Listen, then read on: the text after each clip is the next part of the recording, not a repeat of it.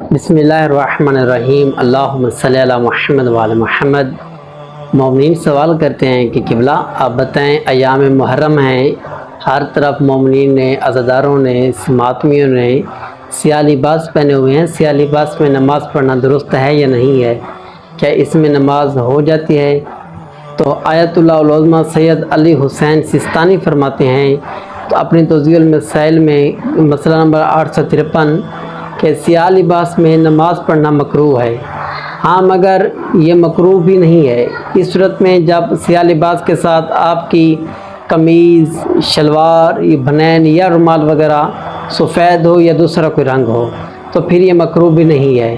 اور مکروہ اور حرام میں فرق ہے۔ جب لوگ مکروہ کا سنتے ہیں تو وہ کام ہی نہیں کرتے، نہیں، حرام ہوتا ہے جس میں آپ مطلقاً آپ کام نہیں کر سکتے، یعنی وہ آپ فعل انجام نہیں دے سکتے۔